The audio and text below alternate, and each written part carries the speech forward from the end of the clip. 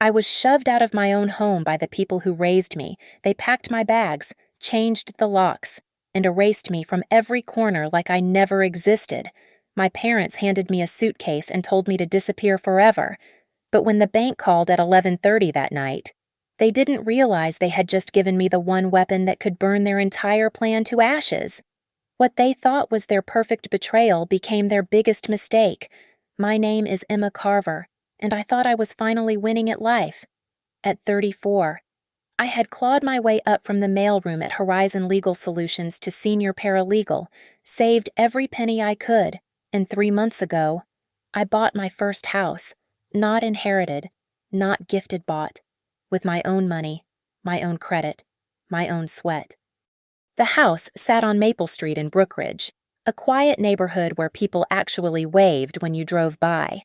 It wasn't much a modest 2-bedroom with aging hardwood floors and a kitchen that needed updating, but it was mine.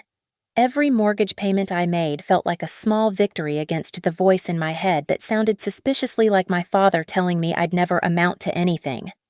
Tonight was supposed to be different. Tonight was supposed to be the night my family finally saw me as an adult, as someone who had made something of herself. I'd invited them over for dinner, my parents, Patrick and Elaine Carver, and my older brother Evan. I spent the entire Saturday cleaning, grocery shopping, and preparing Mom's favorite pot roast recipe that she'd never bothered to teach me. I had to call my aunt twice to get the seasoning right. By 6:30, everything was perfect. The dining room table was set with the good plates I'd bought specifically for occasions like this. Candles flickered in the center, casting warm light across the walls. I'd painted myself in a soft cream color. The pot roast smelled exactly like childhood Sunday dinners, back when I still believed my family actually wanted me around. Dad arrived first, his silver hair slicked back in that way that made him look distinguished rather than his actual age of 62. He surveyed the living room like he was appraising real estate, which, given his job as a property manager, he probably was. Mom followed behind him, her perfectly styled blonde hair not moving despite the October wind outside. She wore that smile I knew too well, the one that never quite reached her eyes. Evan showed up 20 minutes late, as usual, carrying a bottle of wine that probably cost more than my electric bill. At 38, he'd inherited Dad's height and Mom's talent for making everything about himself. He worked in commercial real estate and never let anyone forget it. "Nice place," Evan said, though his tone suggested he found it anything but nice. "Very cozy." I forced a smile and led them to the dining room. "I hope everyone's hungry. I made way too much food." Dinner started well enough. Mom complimented the roast, Dad asked about work, and Evan actually laughed at one of my stories about a difficult client. For 30 minutes, I let myself believe that maybe things were changing. Maybe they were finally proud of me. Then Dad set down his fork. "Emma," he said, his voice taking on that formal tone he used when he was about to deliver bad news to tenants. "We need to discuss something important." The warmth in my chest began to cool. "Okay." "This house," he continued, gesturing around the dining room, "it belongs to the family." I blinked. "I'm sorry, what?" Mom reached across the table and patted my hand with that same condescending touch she'd used when I was 5 and didn't understand why Daddy had to work late again. "Sweetheart, you know you can't handle a responsibility like this on your own. You're not equipped for home ownership." Equipped. The word came out sharper than I intended. "I've been making the mortgage payments for 3 months. The deed is in my name. I don't understand what you're—" "The family has decided," Dad interrupted, "that this property would be better managed under our oversight. We've already made arrangements." Evan cleared his throat and stood up. For the first time, I noticed he'd barely touched his food. "I took the liberty of packing some of your things," he said, nodding toward the hallway. "They're by the front door." My heart stopped. "You what?" "Just the essentials," Mom said gently, like she was explaining something to a child. "We didn't want to overwhelm you with decisions about what to take and what to leave." I pushed back from the table so hard my chair scraped against the hardwood. "This is my house. I bought it. My name is on everything. You can't just— Emma? Dad's voice cut through my rising panic like a blade. We're not asking. We're telling. You'll leave the house key on the counter, take your suitcase, and go. Tonight. The room spun. This couldn't be happening. These were the people who raised me, who were supposed to love me, who I'd spent my entire adult life trying to please. I looked at each of their faces, searching for some sign that this was an elaborate, cruel joke. Mom's expression was sympathetic but firm. Evan avoided my eyes entirely. Dad watched me with the same dispassionate stare he'd given me when I was 12 and asked why he missed my school play. Where am I supposed to go? I whispered.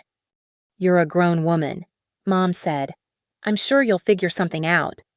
My hands shook as I reached into my purse and pulled out my keys. The house key, the one I'd held so proudly when the realtor handed it to me 3 months ago, felt impossibly heavy between my fingers. I could have screamed. I could have called the police.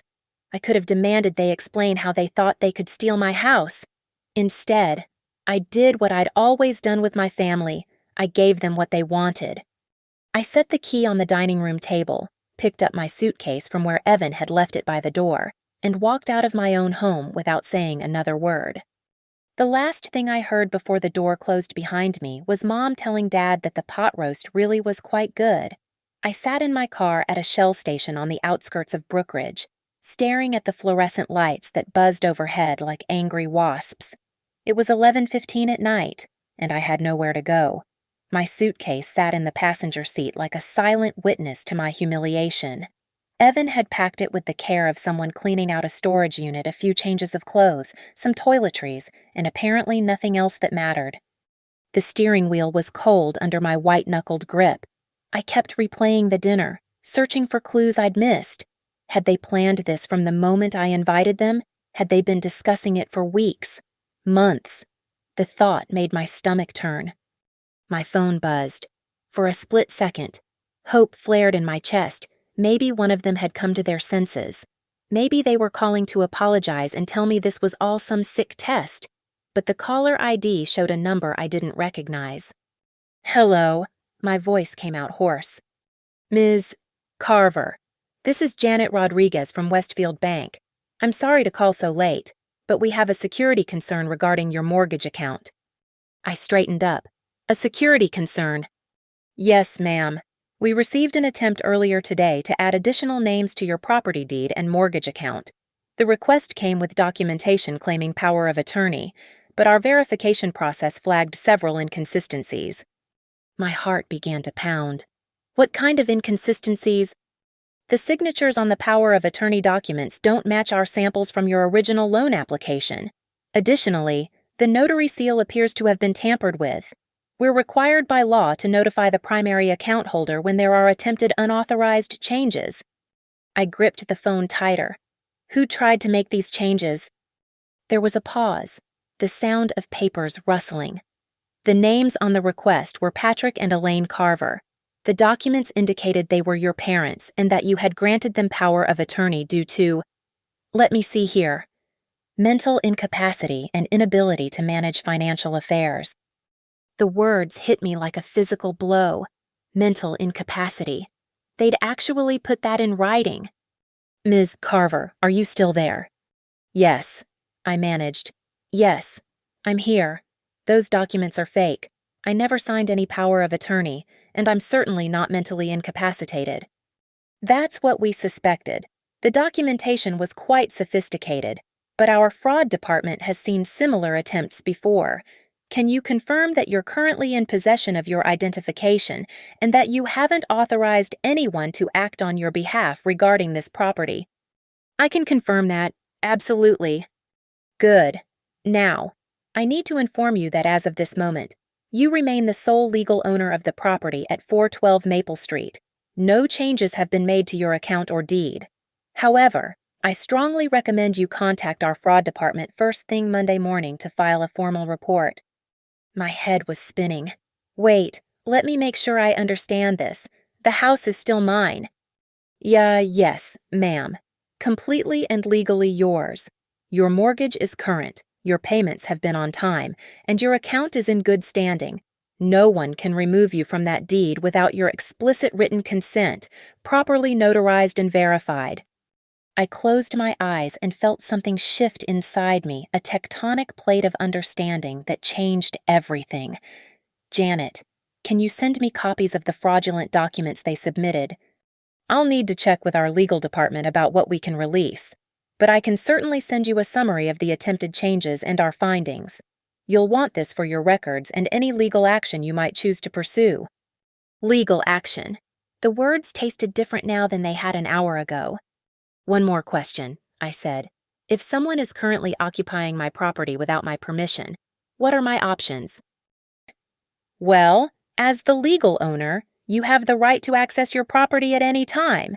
If someone is preventing you from entering or has changed the locks without your authorization, that could constitute illegal lockout or even trespassing, depending on your state laws. I'd recommend consulting with an attorney."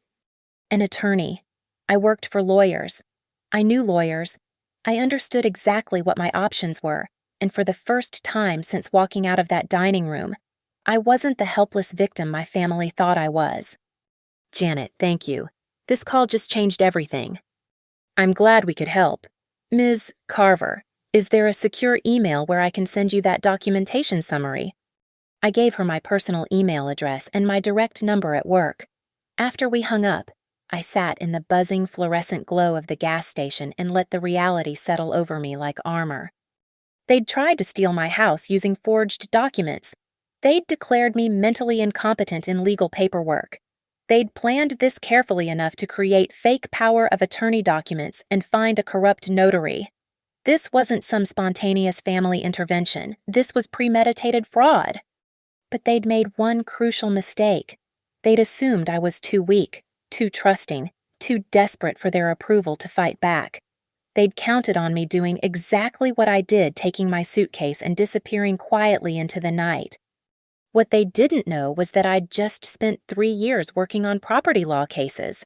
I knew exactly how deed transfers worked, what constituted fraud, and most importantly, how to prove it. I started my car and pulled out of the gas station parking lot. I wasn't going to find a hotel room for the night. I had a better idea. It was time to go home and see exactly what my loving family had done with my house while I was gone. As I drove back toward Maple Street, I called my colleague Sarah, who worked late shifts at the office. "Sarah, it's Emma. I need a favor, and it's going to sound crazy." By the time I reached my neighborhood, I had the contact information for 3 different attorneys who specialized in real estate fraud, the number for a 24-hour locksmith, and something I hadn't felt in years when dealing with my family, complete and total confidence. They wanted to play games with legal documents. Fine, but they'd just picked a fight with someone who understood the rules better than they did. I parked 3 houses down from my own at 12:45 in the morning, cutting the engine and headlights before anyone could notice. The street was dark except for the occasional porch light, and most of my neighbors' windows were black. Perfect. My house, and it was still my house, legally speaking, had lights on in the living room. Through the sheer curtains I'd hung just last month, I could see figures moving around inside. My stomach clenched as I watched strangers walking through rooms I'd painted myself, sitting on furniture I'd saved for months to buy. I crept closer, staying in the shadows between streetlights. The front door had a different wreath hanging on it, some gaudy autumn thing with plastic leaves that I'd never have chosen. Even from the sidewalk, I could see that the deadbolt was different too. They'd actually changed my locks. Circling to the back of the house, I found my spare key exactly where I'd hidden it under the fake rock by the garden hose. Apparently, my family's criminal planning hadn't been quite as thorough as they'd thought. The key still worked in the back door, which meant they'd only bothered changing the front lock. Amateurs. I slipped inside through the mudroom, my heart hammering so loud I was sure someone would hear it. The house smelled different, like my mother's perfume and some air freshener I'd never bought. As I moved through the kitchen, I had to grip the counter to steady myself. Everything was wrong. The coffee maker I'd splurged on last month was gone, replaced with some expensive-looking espresso machine I'd never seen before. My refrigerator magnets, silly things I'd collected from vacation trips, had been replaced with what looked like inspirational quotes in fancy frames. The dish towels hanging by the sink were different, embroidered with little flowers that definitely weren't my style. But it was the living room that made me want to scream. My couch, the one I'd bought secondhand and spent 2 weekends reupholstering, was still there, but it had been moved.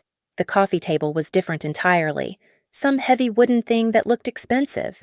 Worst of all, every single photograph I'd had on the mantel was gone. Pictures of me graduating from paralegal school, photos from my college graduation that my parents had missed, even the silly selfie I'd taken on the day I got my house keys, all of it erased like I'd never existed. In their place sat framed photos of my family, Mom and Dad at some charity gala, Evan with his arm around a woman I didn't recognize, a family portrait from last Christmas that I hadn't been invited to. They'd moved into my house and replaced my life with theirs. Voices drifted from upstairs, a man's voice I didn't recognize, and what sounded like my mother laughing. I crept closer to the staircase and caught fragments of conversation. Told the neighbors she just up and left. Mom's voice, casual and dismissive. Always was unstable. Dad's deeper tone, matter of fact. It's better this way for everyone. The unknown man again. I pulled out my phone and started recording. Whatever they were saying up there, I wanted evidence. The poor thing just couldn't handle adult responsibilities, Mom continued, her voice getting clearer as she moved closer to the top of the stairs. We tried to help her, but you know how some people are. She was always too emotional, too impulsive. Buying this house was just another example of her poor judgment. My hands shook as I held the phone steady. This was my mother, the woman who used to read me bedtime stories, calmly rewriting history to make me the villain. At least the house will be properly maintained now, Dad said. Emma never was good with money or responsibility. I had to bite my lip to keep from shouting. I'd never missed a mortgage payment. I'd never even been late with a utility bill. But here they were, casually dismantling my reputation to justify their theft.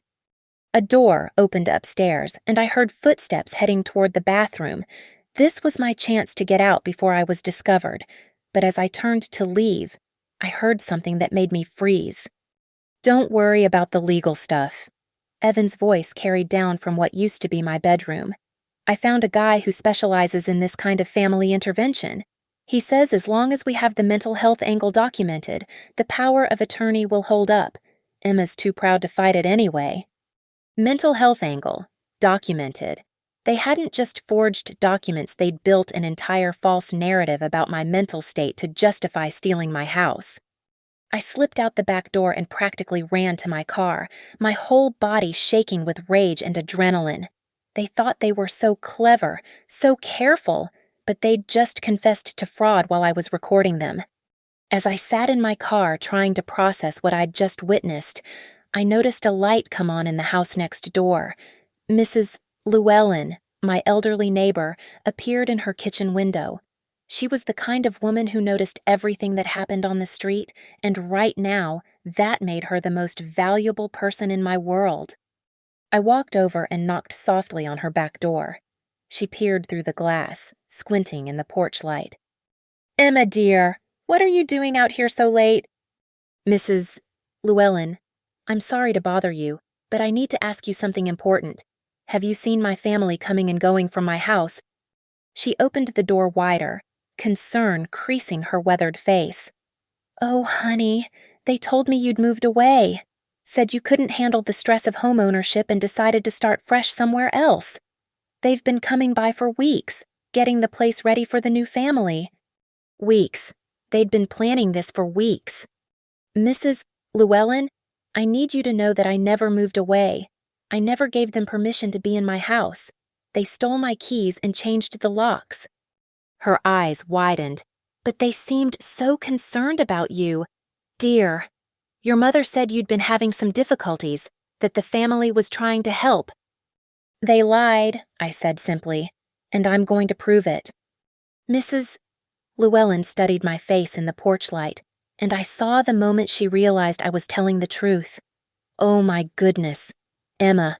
What can I do to help? Just remember this conversation, I said.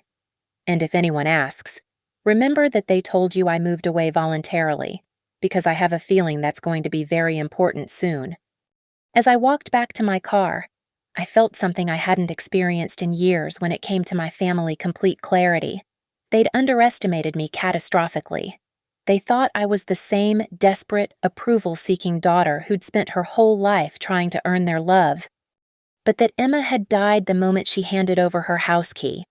The woman sitting in this car with recorded confessions and witness testimony was someone entirely different. Someone who was about to remind them that revenge is a dish best served with proper legal documentation. Monday morning at 8:30 sharp. I sat across from Carmen Ruiz in her downtown office, watching her review the stack of documents I'd brought. Carmen specialized in family property disputes, and her reputation for being ruthless when it came to protecting her clients' rights was exactly what I needed. "This is impressive work for someone who isn't an attorney," Carmen said, looking up from my carefully organized file. "You've documented everything." I'd spent the entire weekend building my case. Every mortgage payment, every utility bill, every piece of correspondence with the bank, all of it copied, organized, and cross-referenced. The original deed with my name as sole owner, the loan documents showing my signature and my signature alone, bank statements proving I'd made every payment on time. "I work in legal," I said. "I know what matters in court." Carmen picked up the bank's summary of the fraudulent power of attorney attempt. "These documents your parents submitted, they're sophisticated forgeries. Someone with experience created these. My brother works in real estate. He'd know people. And this recording from Friday night." She gestured to my phone where I'd saved the audio file. "Clear admissions of fraud and conspiracy.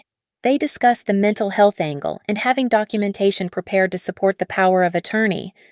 Carmen leaned back in her chair, a smile playing at the corners of her mouth. "Emma, in 20 years of practice, I've rarely seen a case this clear-cut. They've handed us everything we need to not only get you back in your house, but to press criminal charges." My chest tightened with something that felt like hope mixed with vindication. "What's our next step?" "First, we file an emergency motion for restoration of possession. With this evidence, any judge will order them out immediately. Second, we report the fraud to the district attorney's office. Forging legal documents and filing false claims of mental incompetency are felonies." She pulled out a yellow legal pad and began making notes. "I'll also need you to get us more evidence. Do you have access to any security cameras that might have recorded them entering your property?" "I installed a doorbell camera last month. The footage should be stored in the cloud." "Perfect! And I want you to go back to your neighbor, Mrs. Llewellyn, and get a written statement about what your family told her. Their lies to the neighborhood help establish intent to defraud." I nodded, taking notes of my own. This felt good having a plan, taking action instead of being acted upon. "There's something else," Carmen continued. "Given the sophistication of this fraud, I suspect this isn't their first attempt at something like this. Have you ever signed any documents at family gatherings, holiday cards, birthday cards, anything where they might have had access to your signature?" The question hit me like a punch to the stomach. "Last Christmas, Mom had me sign a bunch of holiday cards for extended family. She said it would save time if I signed them all at once while I was there." Carmen's expression darkened. "They were probably practicing your signature. This has been planned for months, possibly longer." That night, I drove back to Maple Street with a locksmith named Tony who Carmen had recommended. He was a broad-shouldered man in his 50s who looked like he'd seen everything twice. You sure about this?" he asked as we approached my house. "If someone calls the cops." "It's my house," I said, showing him the deed again. "I'm the legal owner, and I have the right to access my own property." The lights were off inside. Apparently, my family's house-sitting arrangement didn't include actually staying there overnight. They just wanted to establish occupancy for appearances. Tony made quick work of the back door lock, replacing it with a new deadbolt and handing me 2 keys. "They change it again. You call me," he said. "This is straight-up theft, and you got every right to protect your property." Once he left, I let myself into my own house and felt rage wash over me again. In the few days since I'd been gone, they'd made even more changes. My kitchen curtains were gone, replaced with blinds that blocked out most of the natural light. The refrigerator was full of food I'd never bought: expensive organic vegetables, imported cheese, wine that cost more than I spent on groceries in a week. But it was my home office that made me truly understand the scope of their betrayal. My desk, the one I'd inherited from my grandmother, had been moved to the garage. In its place sat some modern glass monstrosity that looked like it belonged in a corporate boardroom. My files were gone. My computer was gone. Even my law school diploma had been taken down from the wall. I found my diploma in a box in the basement, along with my other personal items. They'd literally boxed up my life and stored it away like unwanted junk. I spent the next 3 hours methodically photographing everything, every changed item, every piece of evidence that they'd moved in and taken over. I documented the expensive new appliances, the designer furniture, the wine collection in what used to be my pantry. Then I found something that made my blood run cold. In the master bedroom, my bedroom, I discovered a folder of real estate listings, properties in Florida, Arizona, California, all of them significantly more expensive than my modest house in Brookridge. There were also printouts of property value assessments for my neighborhood, showing that my house had appreciated considerably since I'd bought it. They weren't just stealing my house to live in it. They were planning to sell it and use the profit to upgrade their own living situation. I photographed every page, then called Carmen and left a voicemail describing what I'd found. As I prepared to leave, I heard a car door slam in the driveway. Through the front window, I saw Evan walking toward the house, keys in hand. My heart raced, but I didn't run. Instead, I stepped into the living room and waited. The front door opened, and Evan stepped inside, whistling some tune I didn't recognize. He made it 3 steps before he saw me standing by the mantelpiece. "Wow, what the hell are you doing here?" His voice cracked with surprise and what might have been fear. In my own house, I kept my voice level, calm. "I live here, remember?" "Emma, you need to leave. Now. You're trespassing." I almost laughed. Trespassing Evan. My name is on the deed. I pay the mortgage. I changed the locks because someone broke into my house and tried to steal it. His face went red. "You're not thinking clearly. The family decided." "The family," I interrupted, "committed fraud. I have recordings of you discussing your fake mental health documentation. I have the bank's report on your forged power of attorney, and now I have a lawyer." For the first time in my life, I watched my big brother's confidence completely crumble. "Carmen Ruiz," I continued. "Maybe you've heard of her. She specializes in cases exactly like this. She's very excited to meet you in court." Evan pulled out his phone, probably to call our parents, but I was already walking toward the back door. "Oh, and Evan." I turned back to face him. "When you talk to Mom and Dad, tell them I said thank you. They taught me everything I need to know about how ruthless people can be when they want something badly enough." I left him standing in my living room, probably still trying to figure out how his foolproof plan had gone so spectacularly wrong. By the time I reached my car, I was smiling for the first time in days. Carmen moved faster than I'd expected. By Wednesday afternoon, she'd filed the emergency motion and served my family with a cease and desist order that laid out their crimes in excruciating legal detail. The document was a masterpiece of legal intimidation, 12 pages that methodically dismantled every lie they'd told and every law they'd broken. The first call came at 2:15 that afternoon. "Emma, what the hell do you think you're doing?" Dad's voice was ice-cold fury mixed with something I'd never heard from him before: panic. "Protecting my property from thieves," I said calmly. I was sitting in my car outside the courthouse, watching people walk in and out with their legal problems. Soon, my family would be among them. "We're your family. We were trying to help you." "Help me? By forging documents declaring me mentally incompetent, by stealing my house and planning to sell it for profit." A pause. Dad was probably realizing I knew more than they'd counted on. "You don't understand the full situation," he said finally. "There are things you don't know about your finances, your decision-making."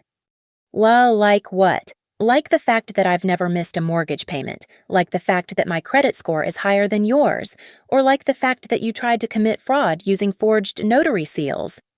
"Emma, if you continue with this legal nonsense, you'll regret it. Family is family, but there are limits to what we'll tolerate." I actually laughed. "Are you threatening me while you're being served with papers for fraud, Dad? You're not in control of this situation anymore." He hung up without another word. The second call came an hour later. "Emma, sweetheart, this is all just a terrible misunderstanding." Mom's voice was honey-sweet, the tone she used when she wanted something. "Why don't we sit down as a family and work this out? No lawyers, no courts, just us." "Like the family dinner where you stole my house." "Well, we never stole anything. We were concerned about your welfare. You've been under so much stress lately, making such poor decisions." "Name one poor decision I've made." Silence. "I'll wait," I said. "Tell me one financially irresponsible thing I've done. One example of this mental instability you documented in your fake legal papers." "Well, buying that house so impulsively." "I saved for 2 years. I got pre-approved for the mortgage. I had the house inspected and appraised. What part of that was impulsive?" "Emma, you're being very hurtful right now. After everything we've done for you, this is how you repay us." The audacity was breathtaking. "What you've done for me, Mom. You packed my belongings and threw me out of my own house. You told the neighbors I was mentally unstable. You tried to steal my property using forged documents. What exactly should I be grateful for?" "We gave you life. We raised you. You emotionally abused me for 34 years and then tried to commit fraud against me. And now you're going to face the legal consequences." I hung up before she could guilt-trip me further. By evening, Evan had apparently been designated as the family's negotiator. His approach was different, more calculated, more desperate. Look, I know things got out of hand," he said when I answered his call at 7:30. "But we can fix this. What if we gave you the house back, apologized, and everyone just moved on?" "The house was always mine. Evan, you can't give me back what you never legally owned." "Okay, fine. Bad choice of words. But what if we made this right? What would it take for you to drop the legal action?" I'd been expecting this. Carmen had warned me they'd try to negotiate once they realized how much trouble they were in. "There's nothing you can offer me," I said. "You committed fraud. You lied to banks, to neighbors, to each other about my mental health. You tried to steal my house and sell it for profit. These aren't things you can fix with an apology." "Come on, Emma, you know the system. A long legal battle won't be good for any of us. Think about the family reputation. Think about how this will look." "I am thinking about it. I'm thinking about how it will look when the local paper reports that the Carver family was arrested for real estate fraud. I'm thinking about how it will look when your real estate license gets revoked for participating in document forgery." His voice got sharper. "You're making a mistake. We have resources. Emma, we have connections. You're a paralegal with one lawyer on your side." "Actually, Evan, I'm a paralegal who works with a dozen attorneys, all of whom are fascinated by this case. And my lawyer, Carmen, she's already been contacted by 2 other families who think you might have tried this scam before." That wasn't entirely true yet, but Carmen had mentioned she was going to look into whether my family had a pattern of this behavior. "You're bluffing." "Am I? Why don't you call your real estate connections and ask them what happens to agents who get caught forging legal documents?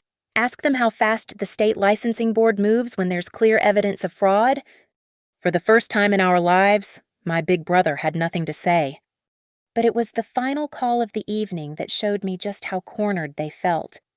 At 9:45, my phone rang with a number I didn't recognize.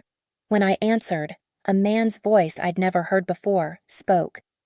"Mrs. Carver, this is attorney Michael Webb. I represent the Carver family in this unfortunate dispute." So they'd hired their own lawyer. Interesting. "I'd like to discuss a resolution that works for everyone involved," he continued. My clients are prepared to compensate you for any inconvenience and ensure you maintain ownership of your property, in exchange for your agreement not to pursue criminal charges. Mr. Webb, let me save you some time. Your clients committed multiple felonies. They forged legal documents, filed false claims with financial institutions, and attempted to defraud me out of property worth over $200,000. No amount of money changes those facts. Ms. Carver, surely you understand that family disputes are best resolved privately. No one benefits from airing family business in public court proceedings. You're right about one thing, I said. This is family business, and my family business is protecting myself from people who would steal from me, lie about me, and destroy my reputation for their own profit, even if those people happen to share my DNA. I think you're being unreasonable. Mr. Webb, you might want to advise your clients that trying to intimidate me through their lawyer isn't going to work any better than trying to intimidate me themselves. And you might also want to check your own malpractice insurance, because representing clients in ongoing fraud cases can get tricky if you're not careful. I hung up and immediately called Carmen. They've lawyered up, I told her. Some guy named Michael Webb. Carmen snorted. Webb's a hack who specializes in making problems go away quietly. The fact that they hired him tells me they know exactly how much trouble they're in. Is that good or bad for us?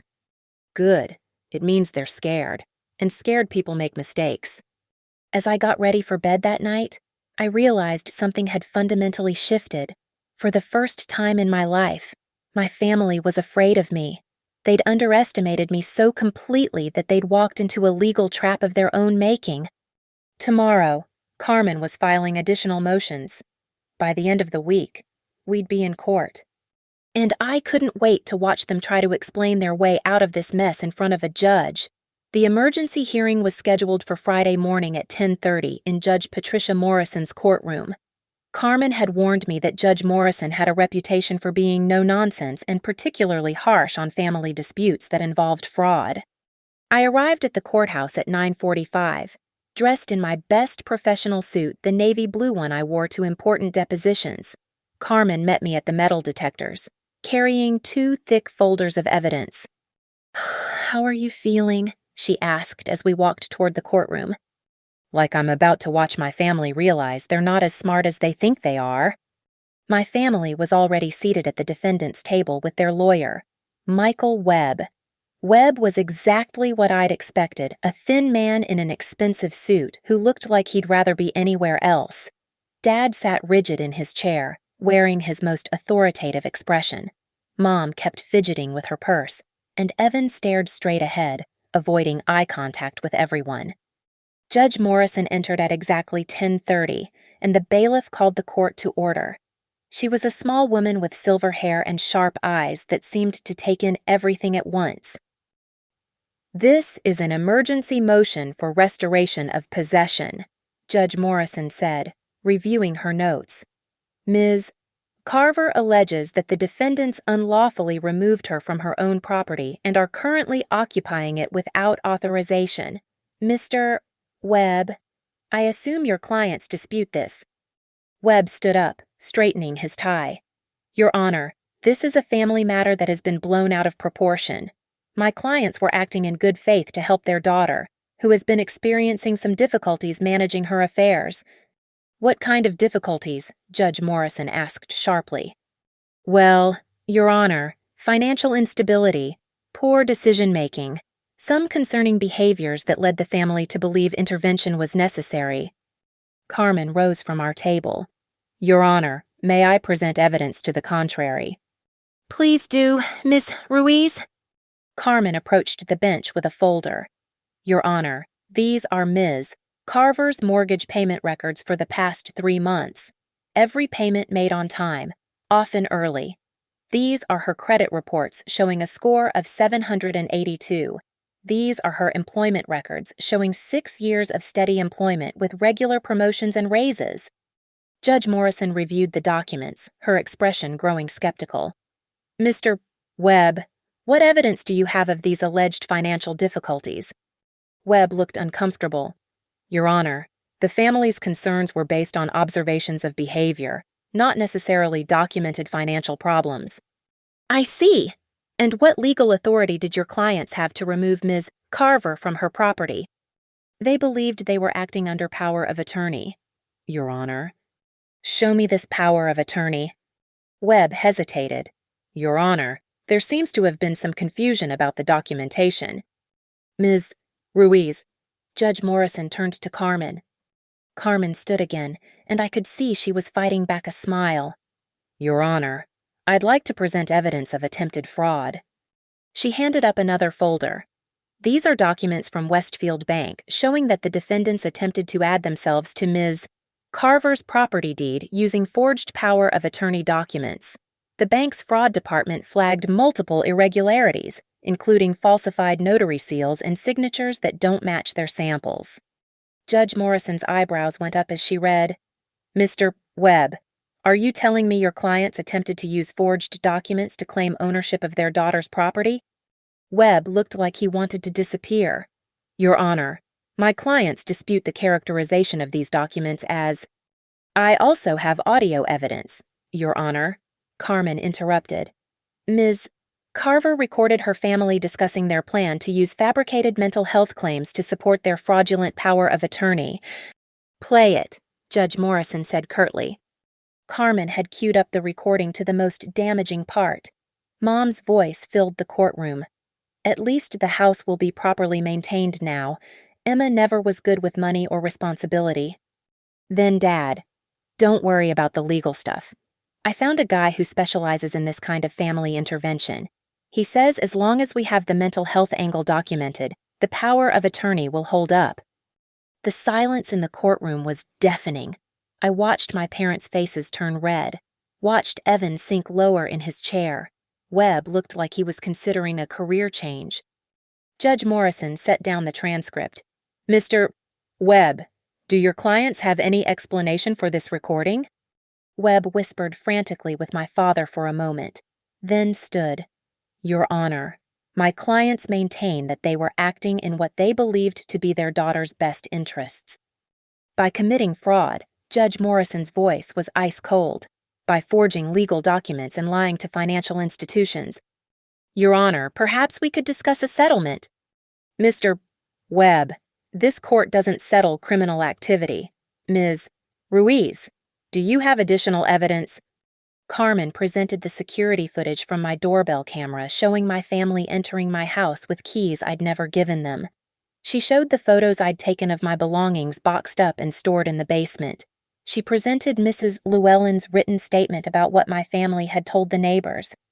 With each piece of evidence, I watched my family shrink further into their chairs. This wasn't the weak, desperate daughter they'd manipulated for years. This was a woman who documented their crimes better than most detectives. Your Honor, Carmen said, we also request a temporary restraining order preventing the defendants from coming within 500 feet of Ms. Carver's property or contacting her in any way while this matter is resolved. Judge Morrison reviewed all the evidence one more time, then looked directly at my family. In 30 years on this bench, I have rarely seen such a clear-cut case of fraud and elder abuse, and I use that term because targeting family members for financial exploitation is exactly what this is, regardless of age. She turned to Webb. Your clients have exactly 24 hours to remove all of their belongings from Ms. Carver's property and return any keys or access devices they may have. They are prohibited from entering the property, contacting Ms. Carver, or interfering with her ownership rights in any way. Webb started to object, but Judge Morrison cut him off. Furthermore, I am ordering a copy of these proceedings be sent to the district attorney's office for review of criminal charges. The evidence suggests your clients have committed multiple felonies, and this court will not overlook criminal activity simply because it occurred within a family. She slammed her gavel. Ms. Carver, your property is hereby restored to your exclusive possession. The restraining order is granted. This hearing is adjourned. As everyone began filing out, I caught my father's eye for just a moment. For the first time in my life, he looked at me with something that might have been respect or fear. I wasn't sure there was a difference anymore. Carmen gathered our papers, grinning. "That," she said, "was beautiful. I don't think I've ever seen a judge that angry about family fraud." As we walked out of the courthouse, I felt something I'd never experienced before: complete victory over the people who'd controlled my life for 34 years. But this was just the beginning. The criminal charges were coming next, and I intended to make sure my loving family understood exactly what happened when you tried to destroy someone who refused to stay destroyed. The district attorney's office moved faster than I'd expected. By the following Tuesday, Detective Martinez from the Financial Crimes Unit called to schedule an interview. Carmen and I met with him Wednesday afternoon in a sterile conference room that smelled like burnt coffee and legal documents. Detective Martinez was a stocky man in his 40s with tired eyes that had probably seen every type of family betrayal imaginable. He spread our evidence across the table like he was assembling a puzzle. "This is solid work," he said, reviewing the bank fraud report. "Most victims of family financial abuse don't have documentation this thorough." "Most victims probably trust their families enough not to record them," I said. He looked up from the papers. "You recorded them before you knew they were planning to steal your house."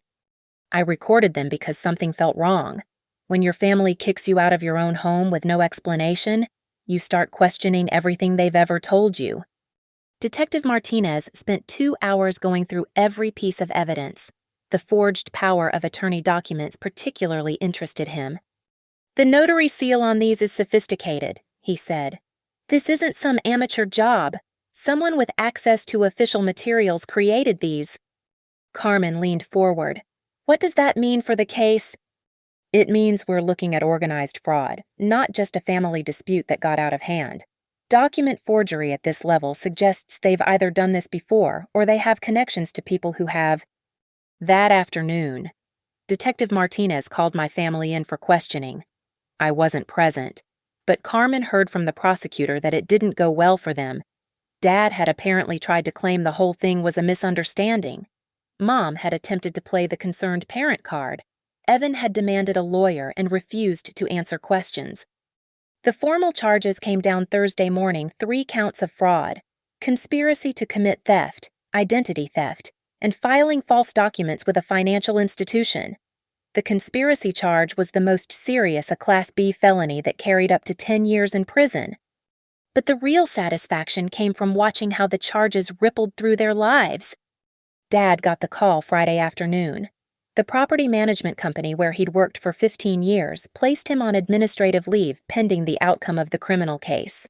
Apparently, having an employee charged with real estate fraud wasn't good for business. Mom's position on the board of the Brookridge Community Foundation became untenable within days. The foundation released a statement about allegations incompatible with our organization's values and accepted her resignation. Mom had spent years building her reputation as a pillar of the community. That reputation crumbled in less than a week. But Evan's situation was the most professionally devastating. The State Real Estate Licensing Board opened an investigation the moment the charges were filed. His brokerage firm, Morrison and Associates, terminated his employment immediately. In real estate, trust is everything, and being charged with document forgery made him unemployable in the industry. I heard about their professional destruction through Mrs. Llewellyn, who had become an unexpected ally. She'd apparently decided that my family's treatment of me was unconscionable, and she'd taken it upon herself to keep me informed about the neighborhood gossip. "Your mother tried to come by to explain," Mrs. Llewellyn told me over coffee Saturday morning. "Said the whole thing was a terrible misunderstanding, that you'd manipulated the legal system against your own family." "What did you tell her?" "I told her I'd seen the court documents online and that lying to a judge was a serious crime. Then I suggested she focus on finding herself a good criminal defense attorney instead of trying to rewrite history." By the second week, their attempts at damage control became increasingly desperate. Evan tried calling some of our cousins, spinning a story about how I'd turned against the family for money and revenge, but Carmen had advised me to get ahead of that narrative. I'd written a careful letter to our extended family, explaining the situation factually and including copies of the key legal documents. When Evan called our cousin Sarah, claiming I was having a mental breakdown, She'd already read the court filings and the bank fraud reports. His lies fell apart immediately. The most satisfying development came from an unexpected source. Detective Martinez called Carmen on a Thursday afternoon with news that made me understand just how deep this went. "We found 2 other families," he told her. "Similar pattern adult children whose parents tried to manipulate property ownership using fabricated mental health claims. One case from 2 years ago, another from last year." Carmen put the call on speaker so I could hear. "Were they successful?" "One was partially successful before the victim fought back. The other family dropped the charges after reaching a settlement, but both cases involved the same notary who created the Carver documents." "So this was their business model," I said. "Looks like it. We're reopening both previous cases and looking for additional victims. Your family didn't just commit fraud against you, they appear to have been running a systematic operation." That evening, I drove past my house, my officially, undisputedly mine house, and saw a moving truck in the driveway. My family was finally removing their belongings, as ordered by the court. I parked across the street and watched Dad loading boxes into the truck with the mechanical movements of a man whose world had collapsed. Mom sat in their car, not helping, just staring at the house like she couldn't believe it was over. Evan was nowhere to be seen, probably at home trying to figure out how to rebuild a career after being blacklisted from his industry. As I watched them pack up the life they'd tried to steal from me, I felt something I hadn't expected: pity, not enough to change my mind about pressing charges, but enough to recognize that they'd destroyed their own lives more thoroughly than I ever could have. The moving truck pulled away at 6:30. 20 minutes later, I got a text from Detective Martinez. "Search warrant executed. Found additional forged documents and evidence of at least 3 more potential victims. Your family's legal troubles are just getting started." I deleted the text and drove home to my house, where I belonged, where I'd always belonged, and where no one would ever have the power to remove me again. The criminal trial was still months away, but I'd already won the only victory that mattered. I'd proven that the weak, desperate daughter they'd manipulated for 34 years was gone forever.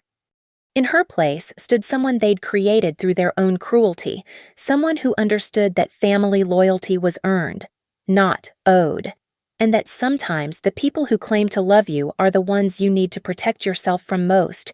3 months later, I stood in my living room holding a fresh set of keys, not because I'd been locked out, but because I'd decided to upgrade to a smart lock system. The irony wasn't lost on me. The house my family had tried to steal was now more secure than it had ever been, and I was the only one with access. The criminal trial had concluded 2 weeks ago. Dad received 18 months in federal prison for fraud and conspiracy. Mom got 12 months and 2 years of probation. Evan, as the mastermind who'd coordinated the document forgery, received the harshest sentence: 3 years in federal prison and a lifetime ban from working in real estate. Their co-conspirator, the corrupt notary who'd helped them forge documents for multiple families, received 5 years. Detective Martinez told me their operation had defrauded 7 families over 3 years, stealing over $1.2 million in property value. But the legal victory, satisfying as it was, wasn't what gave me the most peace. It was the letter I'd received yesterday. The envelope had been slipped under my door sometime during the night, no return address. Just my name written in Mom's careful script. Inside was a single sheet of cream-colored paper with 3 words: "We were wrong." That was it. No apology, no explanation, no plea for forgiveness. Just an acknowledgement of what I'd known all along. I'd carried that letter to my fireplace and watched it burn, the edges curling into ash that floated up the chimney like the ghosts of 34 years of manipulation and control. As the last corner turned to ember, I said out loud to my empty house, "Now it's just mine." The house felt different now, not just because I'd redecorated to erase every trace of their occupation, but because the energy had changed. This wasn't the home of someone desperately seeking approval from people who would never give it. This was the home of someone who'd learned to protect what mattered. I'd kept some of their expensive additions. The espresso machine was actually quite nice, and the wine collection had provided several pleasant evenings, but I'd donated their furniture to charity and replaced it with pieces I'd chosen myself. The living room now reflected my taste, not their vision of what my taste should be. Mrs. Llewellyn had become a genuine friend. We had coffee every Saturday morning, and she'd appointed herself as my unofficial neighborhood watch coordinator. "Anyone suspicious comes near this house," she'd told me last week, "they'll have to answer to me." The promotion at work had come through last month, senior paralegal to case manager, with a salary increase that made the mortgage payments feel comfortable rather than carefully budgeted. Carmen had recommended me to the partners after seeing how I'd handled my own case. You have a gift for this work," she'd told me. "Most people fall apart when they're betrayed by family. You documented everything and built a case that would make seasoned investigators jealous." But the real transformation wasn't professional or financial. It was personal. For the first time in my adult life, I made decisions without wondering what my family would think. I painted the kitchen bright yellow because I liked it. I adopted a rescue dog, a golden retriever mix named Justice, who had no irony in his name whatsoever. I started dating a man I'd met at the dog park who didn't know anything about my family drama and liked me exactly as I was. The house had become what I'd always wanted it to be, a sanctuary. Not from the world, but from people who would use my love against me. Last week, I'd run into Evan's former colleague at the grocery store. He'd told me that Evan was working construction now, living in a studio apartment across town, trying to rebuild his life one day at a time. Mom had taken a part-time job at a retail store after their savings were depleted by legal fees. Dad was appealing his sentence from prison. I felt nothing when I heard this news. Not satisfaction, not pity, not regret. They were strangers now, people whose choices had consequences they'd have to live with. The sun was setting through my kitchen window, the window that overlooked the garden I'd planted myself, in the house I'd bought myself, with keys that belonged only to me. Justice was asleep on his bed by the door, and dinner was cooking on the stove I'd chosen. This was what winning looked like. Not revenge, not vindication, but peace. The knowledge that I was exactly where I belonged, surrounded by things I'd chosen and people who respected my right to choose them. My family had taught me the most valuable lesson of my life. Though they'd never intended to, sometimes the people who claim to love you are the ones you need to protect yourself from most.